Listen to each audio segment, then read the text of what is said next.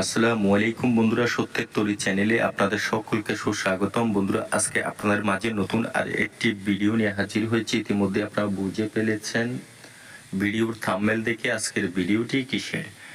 বন্ধুরা, আমি বিস্তারিত তুলে ধরব মন্ত্রটি কিভাবে প্রয়োগ করতে হবে। আপনারা ভিডিওটি কেটে কেটে দেখবেন না। যদি কেটে কেটে দেখেন, আমার কোনো একটি কথা আপনারা নাও বুঝতে পারেন। বন্ধুরা, আজকে যে মন্ত্রখানা নিয়ে হাজির হয়েছি, উক্ত মন্ত্রটি আমি বহুবার পরীক্ষা করেছি। আমার ওই পরীক্ষিত মন্ত্রটাই আপনাদেরকে দিতে চলেছি। তো আজকের মন্ত্রখানা সর্বপ্রথম আপনারা কোনো একটি শনিবার দেখেই মুখস্থ করে নেবেন।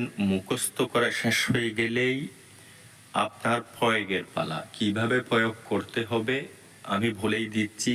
তার আগে আপনাদেরকে মাঝে আমার একটি রিকোয়েস্ট, আমার এই মন্ত্রখানা দিয়ে যারা কাজ করতে চান তারা সকলেই আমার চ্যানেলটিকে সাবস্ক্রাইব করে কমেন্ট করে আমার কাছ থেকে অনুমতি নিয়ে নেবেন।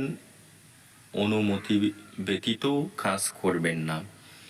তো অনুমতির জন্য নাম্বারে ফোন দেওয়ার দরকার নেই। নাম্বারে শুধু তারাই ফোন দিবেন যারা আমাকে দিয়ে ব্যক্তিগত কাজ করাইতে চান বা পার্সোনালভাবে কোনো কাজ শিখতে চান।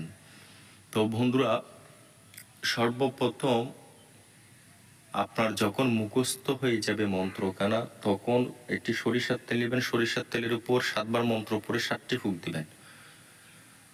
ওই তেলখানা রোগীর ব্যথা স্থানে প্রতিদিন ব্যবহার করবে 7 থেকে 11 দিন, এবং ওই মন্ত্রখানা দিয়েই রোগীকে প্রতিদিন ঝাড়ফুঁক করতে হবে, অর্থাৎ ব্যথা স্থানে ফুঁক দিতে হবে। অর্থাৎ একবার মন্ত্র পড়বেন, একটি ফুঁক দিবেন, এভাবে 7বার ফুঁক দিবেন। এভাবেই 3 দিন ঝাড়ফুঁক করবেন। এতেই ইনশাআল্লাহ আপনার রোগী ভালো হয়ে যাবে। তো আজকের মতো এতটুকুই। সকলে ভালো থাকবেন, সুস্থ থাকবেন। আল্লাহ হাফেজ।